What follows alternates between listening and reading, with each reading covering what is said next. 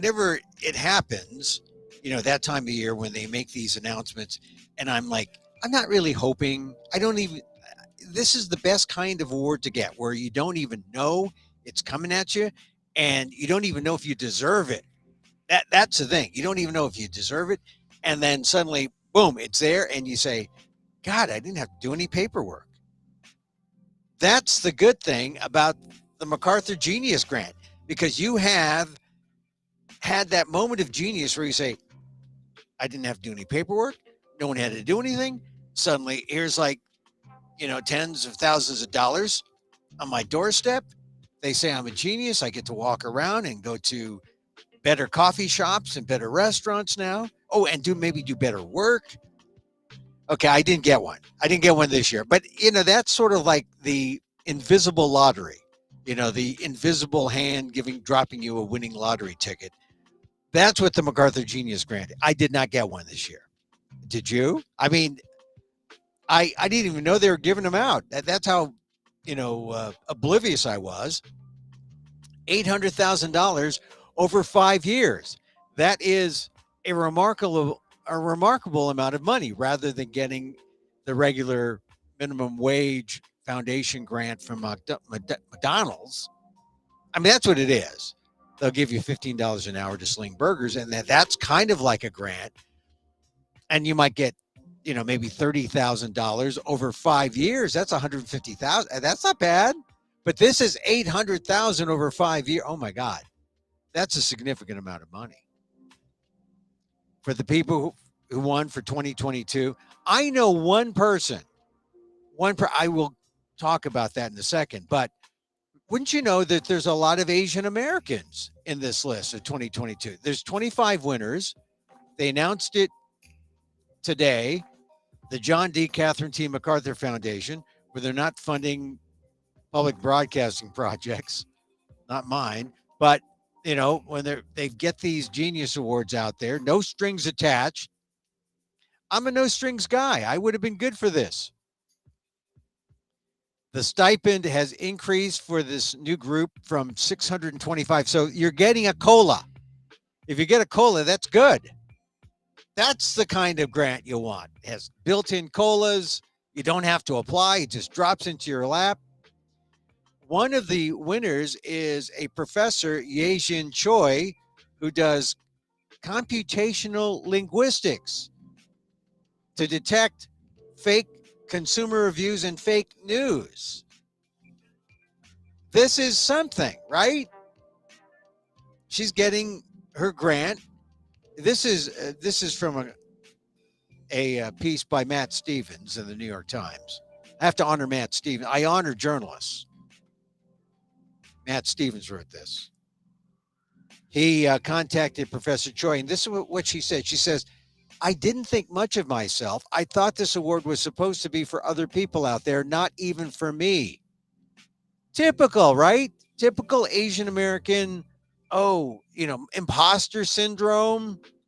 Professor Choi, take some of my meditation lessons. I can help you. Professor Choi says, being an immigrant, being a woman, I had to overcome a lot. She said, I had imposter syndrome. I didn't even read that yet. I was just saying, that sounds like imposter syndrome. She confirmed it. If you are like Professor Choi, you're not alone. But it's amazing. She was doing this work, and she said, I didn't think much of myself. I thought this award was supposed to be for other people out there. No, it's for you. Congratulations, Professor Choi. There are a lot of Asian Americans out there who are winners. I'm just telling by name. Like if you're Asian American by marriage, like my wife is white, but she goes by Guillermo, and so no one ever suspects she's Filipino. They should. She's actually more Filipino than me. Here's some other winners. Mariba Jha, 51, is an astrodynamicist. I mean, just for being an astrodynamicist, you probably need the 800,000. You could probably use that. She is for space environmentalism, which is good. Everyone else is digging around on Earth, being green, and you're saying, hey, I'm going where people aren't. Space, environmentalism. And she gets 800,000 over 5 years. Pretty Christel, 44, a lawyer trying to change the patent system so that pharmaceutical companies can no longer file multiple patents on small changes to existing drugs, which means that they can control the price. Good luck, Pretty. 44, you can use the money. You need the money if you're going to fight the corporate world, especially big pharma. So run with it, girl. I think, Pretty Christel. Run with it. Do what they want you to do. Let's see, who else? Musicians like E.409 for 5 decades. He's transformed the use of percussion in improvised music. Also, the jazz cellist and composer Tameka Reed. I'm just guessing, maybe she's Asian. I mean, you don't have to be Asian, but the fact that you're Asian. This is Emil Amok's Takeout. My takes on all things considerable. I like to talk about Asians here. Some people, look, I'm not ageist. There's some people who are like 67. An historical demographer named Stephen Ruggles built the largest publicly available database of population statistics. I like that. He's getting 800,000 over 5 years from the Genius Grant. And from the other list of people, I can see other Asian names. Monica Kim, historian. There's who else? Emily Wong, a primary care physician and researcher, and of course, the aforementioned Professor Choi, the computer scientist with imposter syndrome. Congratulations to all of you. Look, I'm not making fun of you. I think it's a great thing. Like I said, you get 800,000 falling in your lap, and someone's calling you a genius. Hey, what a great day. It's your lucky day. Go out and buy a lottery ticket today, too, because this is the you've earned it lottery, and now you can get the lucky lotto and get like billions, maybe. I don't know. This is a great day if you're one of the 25. As I said, I often around this time, because it's like my birthday month, I'm thinking, oh, something good is going to happen on my birthday. And someone's going to tap me and someone's going to say, oh, that Emil Guillermo, he's doing all this unusual stuff, this storytelling stuff about being Asian American. He eschewed corporate success. He eschewed the mainstream media to go into ethnic journalism, where we talk about Asian Americans like they're real, like they mean something, as opposed to that genericized kind of news. Well, hasn't happened yet, but maybe, some guy 67, 68, won the prize here. It's only 800,000 over 5 years. Like I said, you get a job, you get 800,000 for 5 years. So, hey, if I go on Social Security, I won't get 800,000. But, that ends up being, but I paid into that. Okay, all right. Bad analogy. But congratulations to all those folks. As I said, before I congratulate them, let me give them the Emil Guillermo, Emil Amok's Takeout talk show sound effect. Transition, it's like better than a drum roll. I do want to say I do know some Genius Grant winners. I know at least 2 or 3. But the one that I want to mention now is Ishmael Reed, who won. He won a while back ago when they weren't paying out $800,000. That goes to show you that they are sensitive to cost of living adjustments at the MacArthur Genius Grants. But Ishmael is truly a MacArthur genius. He's a novelist, a poet, he's a playwright, and I am fortunate to be in one of his plays. I've talked about it the last couple of days. It's important to talk about it today because we're having our dress rehearsal and the play opens tomorrow. Well, it's a reading. It's a stage reading virtual, so you can be anywhere in the world. October 13th, 14th, and 15th, 8 p.m. Eastern. Sunday, October 16th. So Thursday, Friday, Saturday, 8 p.m. Eastern, 5 Pacific. Sunday, October 16th, a matinee, 3 p.m. Eastern, 12 Pacific. See how that works? There's 1, 2, 3, 4. 4 times you can catch this stage reading. We do it live each time. It's virtual. So it's live. That's something. We're in the moment. We're in the now. Things can happen. And it's virtual, so you know things are going to happen. But we've rehearsed. It's a stage, it's a reading. It's not a stage, it's virtual. Get your tickets at theaterforthenewcity.net. That august off-Broadway place, Theater for the New City, is presenting it.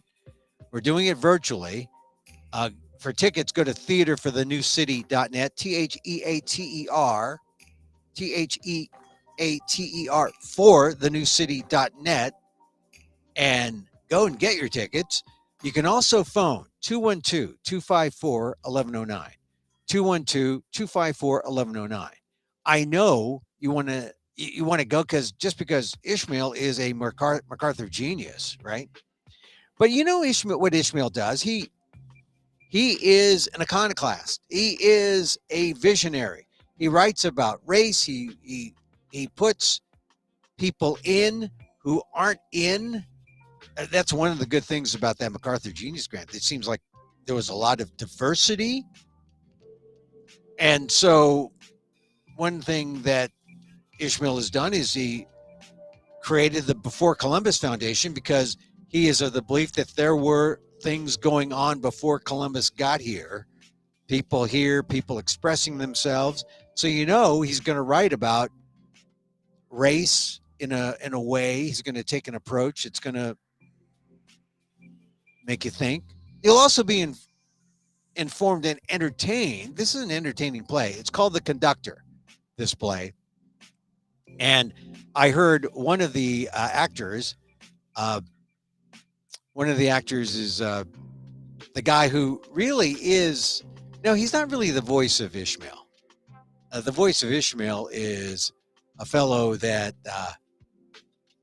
Brian Simmons, who plays the character Warren Shipp, who is a columnist. So that's kind of Ishmael.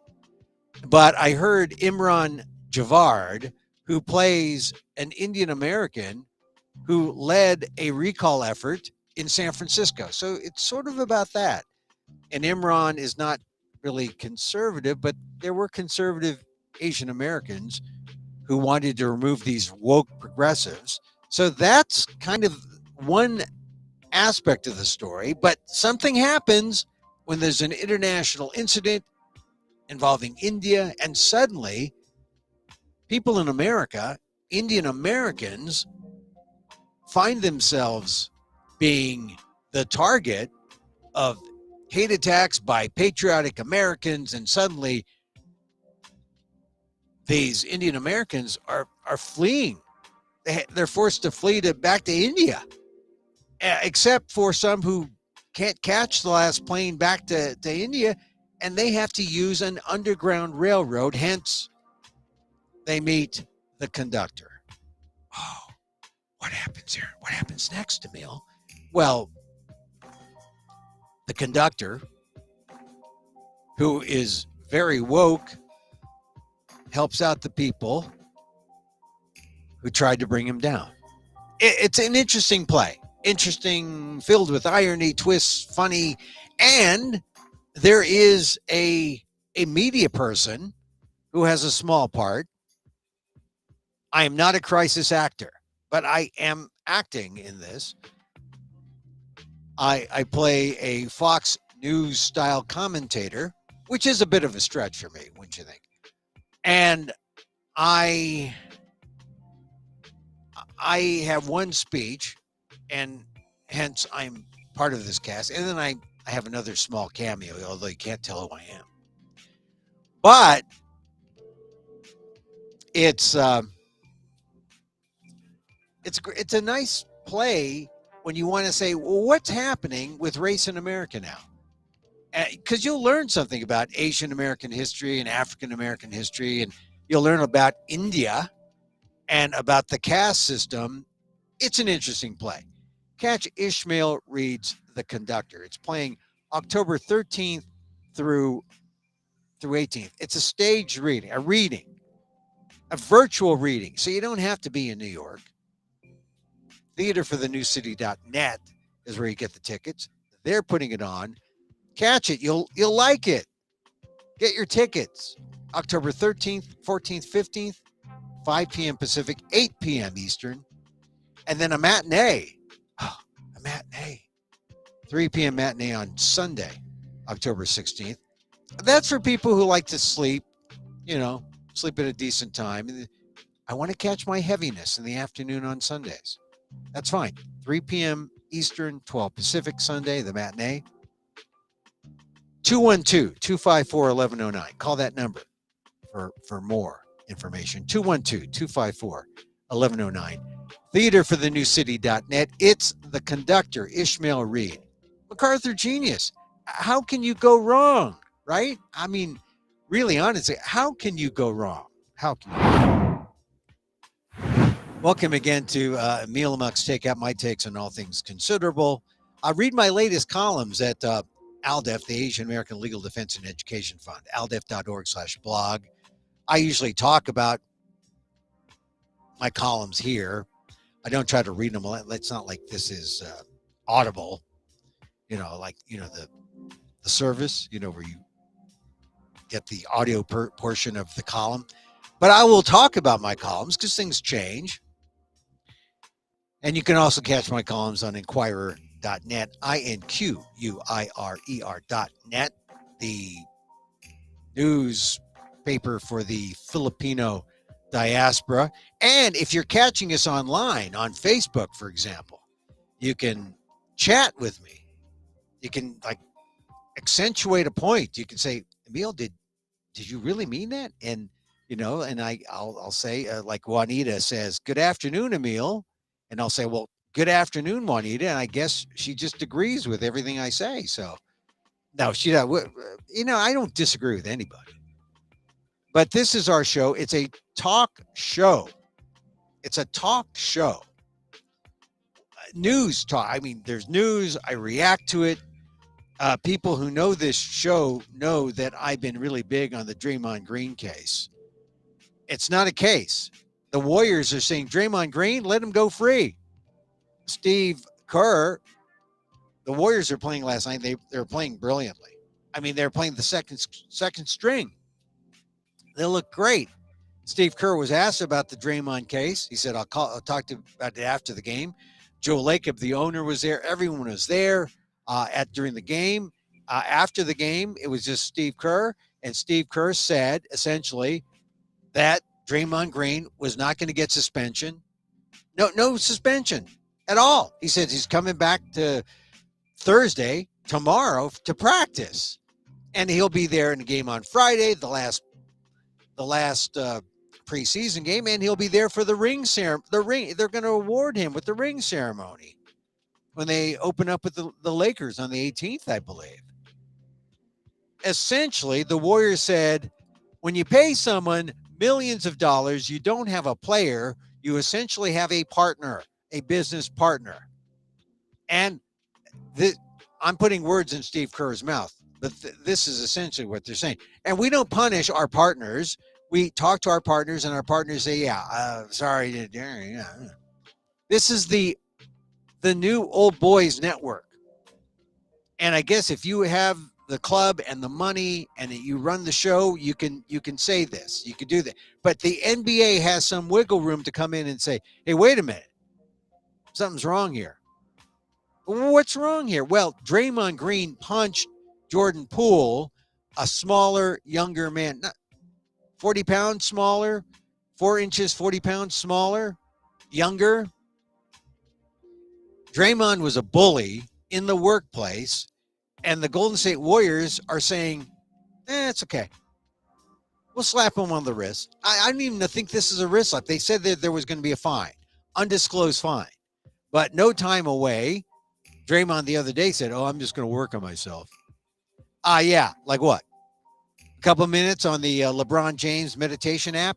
I'm telling you, this is a bad look for the Golden State Warriors. To do nothing, to say, we'll keep it in house. Essentially, that's what they're doing.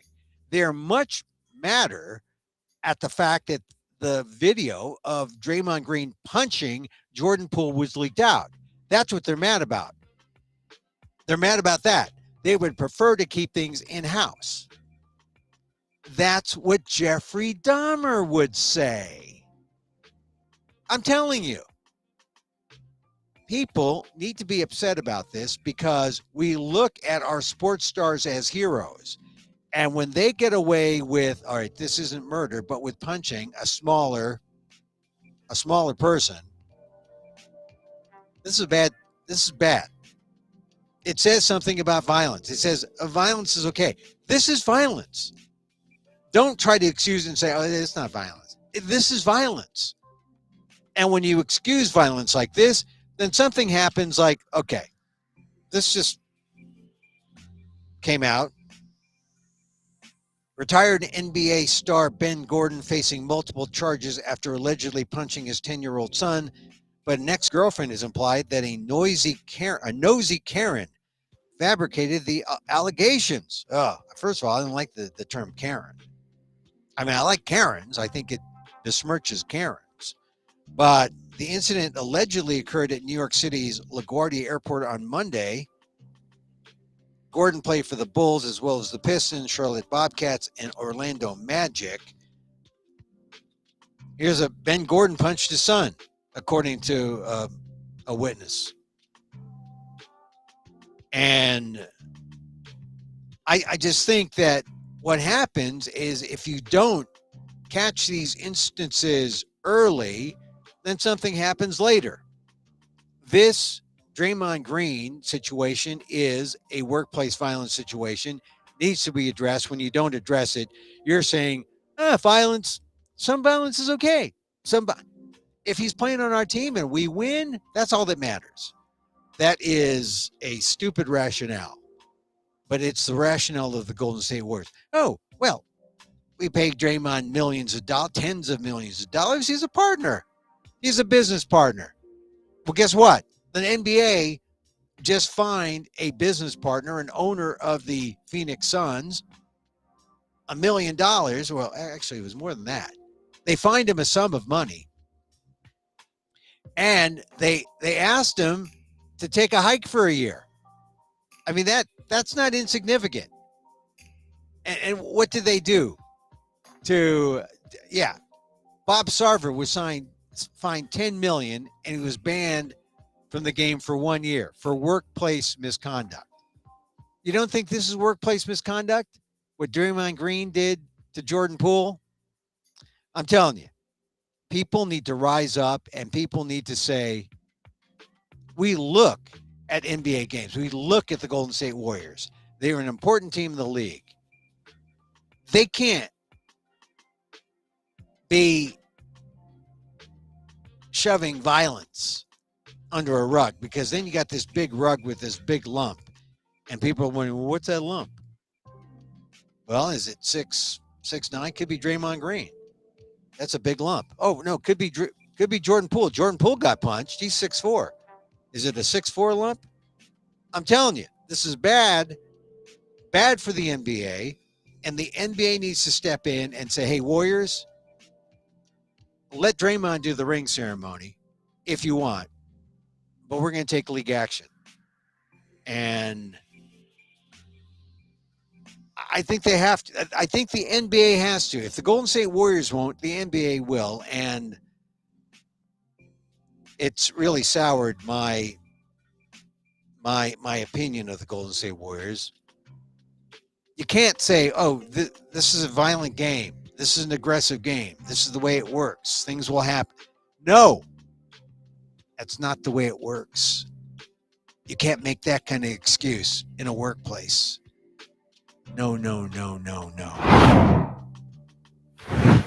All right, so enough about Draymond. I talked about that a lot. I want to talk about the Peta Podcast.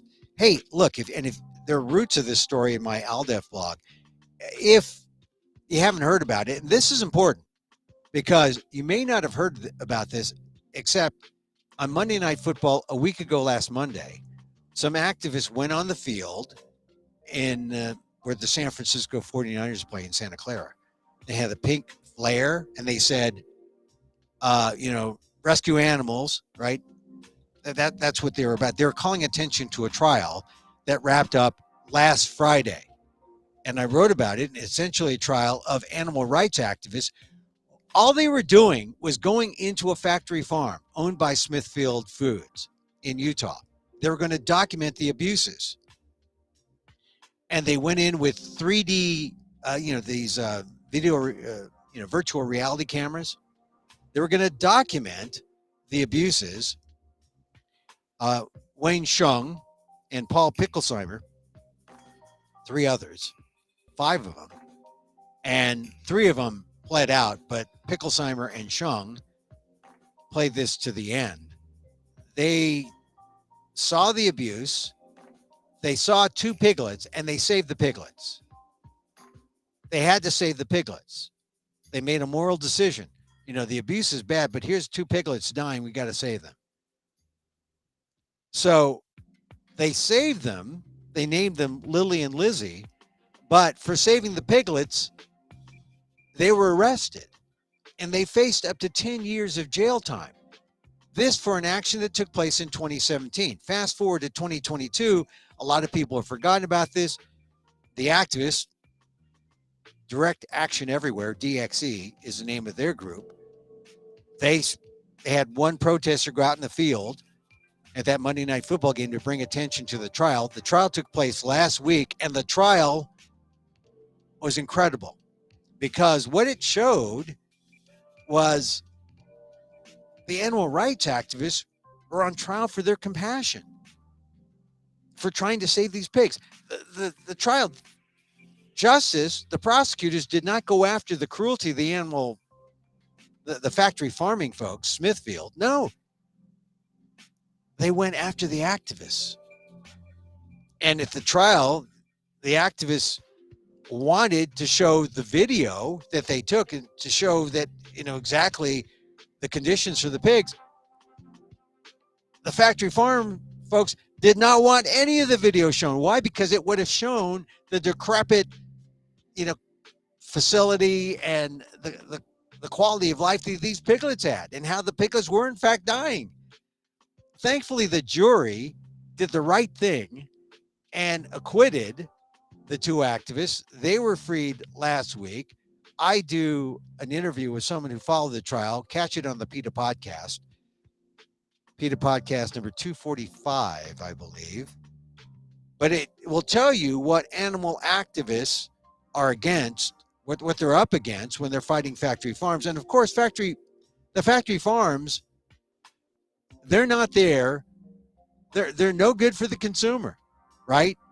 They don't want you to know how the food is being processed, because if you saw how the food was made, you would definitely want to go vegan. I think you should go vegan anyway. Anyway, catch Peta Podcast, the Peta Podcast number 245. I talk about the trial, but it's another big development because of all the news stories that are out there.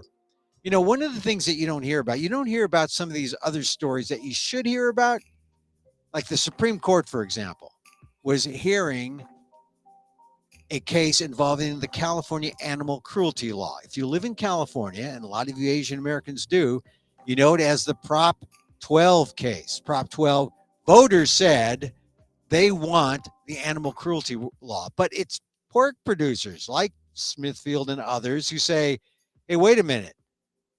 This law is bad for business. And this is going to surprise you. Guess who was for this pork producer law, or who backed the pork producers on this animal cruelty law? Joe Biden. So here, I'm coming out on record. I'm against Joe Biden on this law.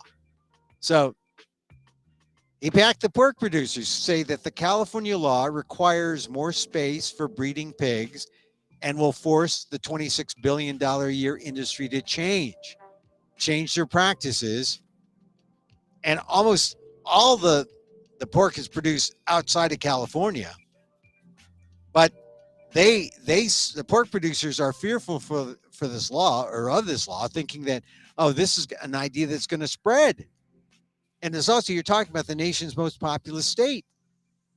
So the pork producers are saying, hey, California has violated the U.S. Constitution with this law, which is incredible to say that this law is unconstitutional. For requiring more space for breeding pigs, for requiring a humane approach, an anti-cruelty approach to factory farming in California.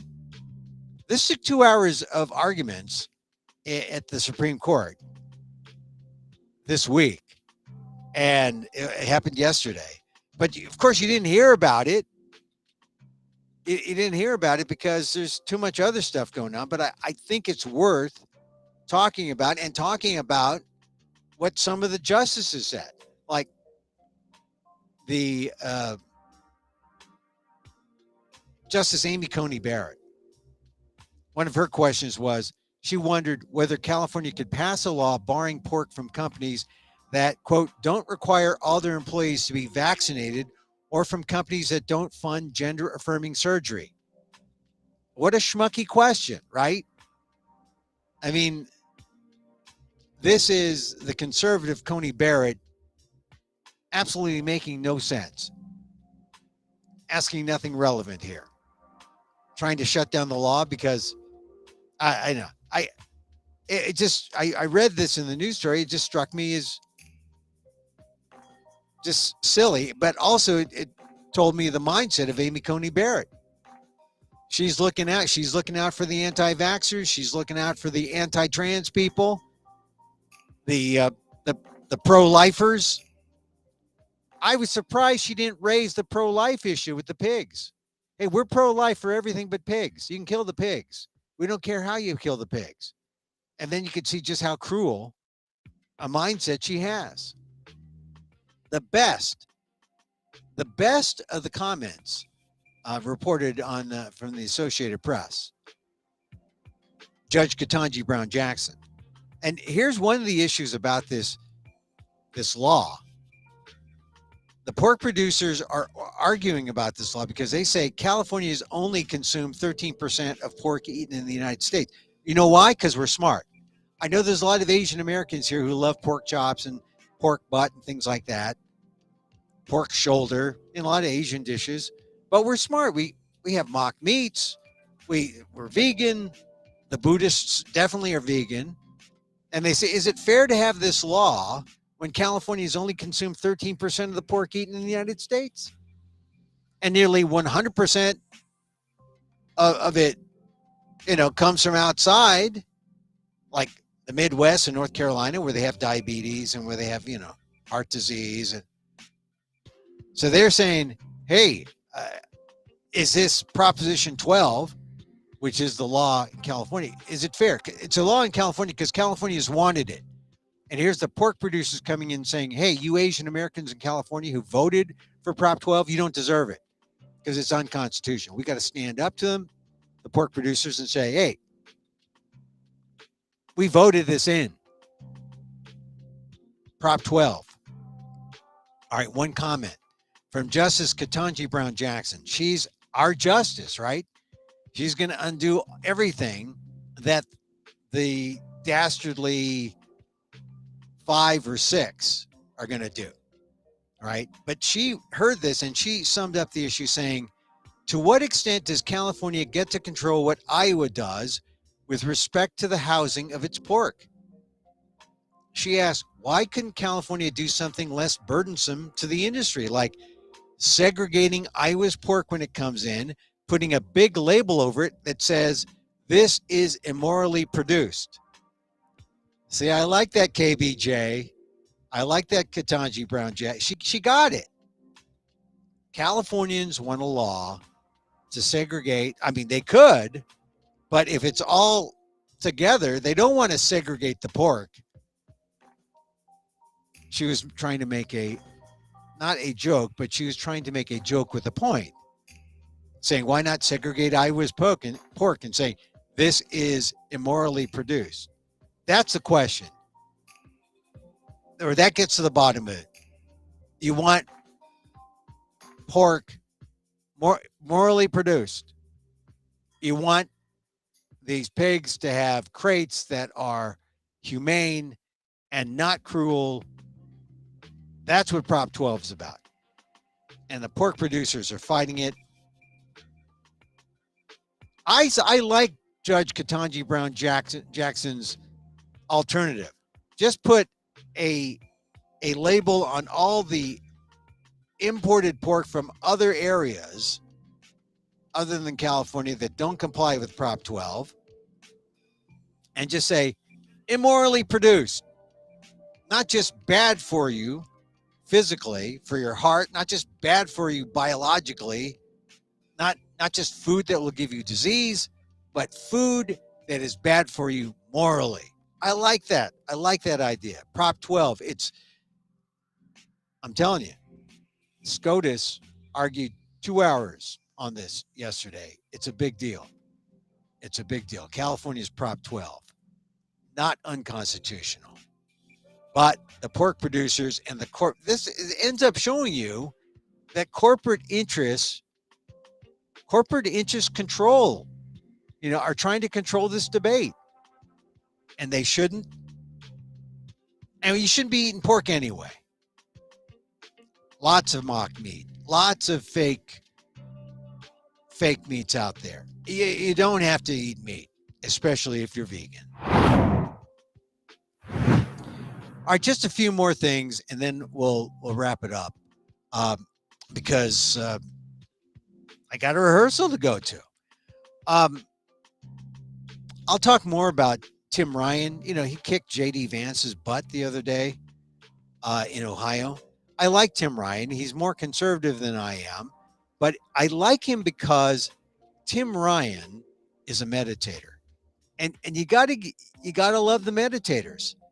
Yeah, I think you gotta love the meditators. So more on that. We'll talk also more about Herschel Walker as we get on to. Well, I think tomorrow, aren't they? The January 6th folks are meeting, and so there's lots of stuff to talk about tomorrow. I do want to say one thing about Fetterman, right? We'll talk about Fetterman tomorrow. I'll talk about Alex Jones today, because Alex Jones is breaking right now as we speak. A jury, actually like an hour ago, a jury in Connecticut awarded damages to the families of 8 victims killed in the 2012 shooting and an FBI agent who responded to the scene. Nearly $1 billion in damages, which is a lot. Alex Jones and InfoWars parent company Free Speech Systems must pay close to $1 billion to the family members of the 8 victims of the shooting at Sandy Hook and an FBI agent. This is something. And of course, all the reports I'm reading about what, Alex Jones did not expect to be hit with this high a decision, but this is what happens when you use InfoWars, use a platform to spread lies. Alex Jones needs to be made an example of, and this isn't the last trial. He has another trial pending, but this trial, this was the greatest financial risk to Jones, because under Connecticut's Unfair Trade Practices Act, by using lies about the shooting to sell products on InfoWars, there's no cap on the punitive damages. The punies are not puny for Alex Jones. And isn't that funny? So he's got to pay damages to the so-called crisis. Remember, he called them crisis actors. So it's almost like paying them residuals and back pay for not paying them in the first place. Man, this is why the truth's important. You tell the truth. If he told the truth, he wouldn't have to pay the punitive damages. Fact is, he didn't tell the truth. He spread lies. He used the internet. Nearly $1 billion to the families. A well-deserved verdict, a well-deserved decision on the part of the judge. I mean, I just think $1 billion. If he has $1 billion, he should have stopped lying. If he has $1 billion squirreled away, well, I hope he's not protected at all so that the people can get the money they deserve. All right, so that's it for today, for today's show. We're going to wind down. Regular listeners to the show, right? You can catch the show online, live at, let's say, on Facebook, right? FB.com or FB. Yeah, FB.com or FB Watch or FB Live. Go to my Facebook pages, fb.com/EmilGuillermo.media, and you can chat and say hi. And if you miss any or all of this, you can go back and use your finger and scroll and catch a show as it replays, or catch the replays I posted on amok.com, amok.com, my website. That's how you catch it. We're here Monday through Friday live, 2 p.m. Pacific, sometimes a little early. Just depends. Try to keep it short. We're going to keep it short today. Probably keep it short the rest of this week because we got these other things happening. Regular listeners know I like to close out with a little meditation. A loving kindness meditation. Isn't it funny? We talked about this Professor Choi. She won a MacArthur Genius Grant. $800,000 over 5 years, just drops into your lap. And I think it's great. But reading the New York Times article, they talked to her. She actually thought that she's an immigrant. She had imposter syndrome. 45 years old, Yasin Choi. And Professor Choi said, I didn't think much of myself. I thought this award was supposed to be for other people out there, not ever for me. If you're thinking like that, you need this in the moment meditation that we're about to share now. It's called the loving kindness meditation. It's where you close your eyes and you think about someone that you love, someone you admire.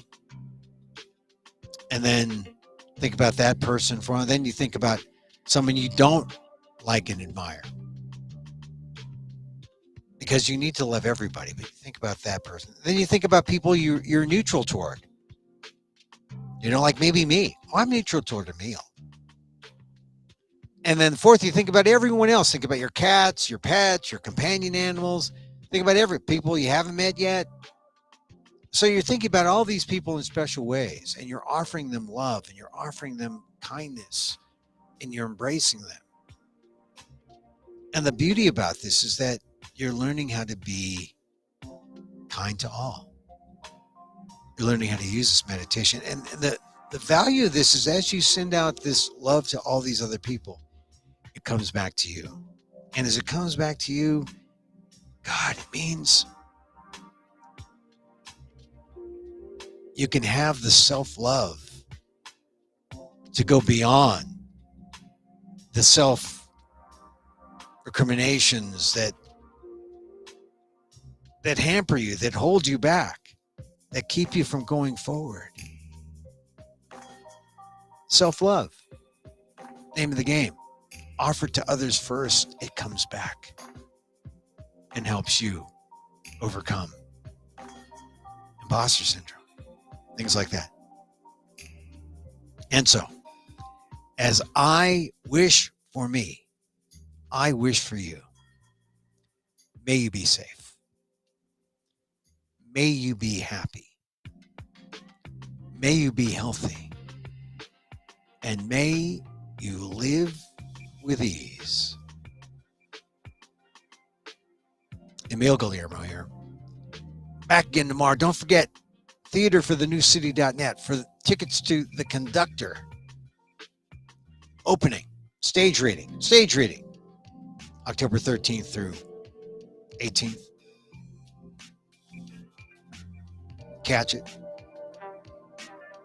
So, but we'll still be here live, 2 p.m. Pacific tomorrow.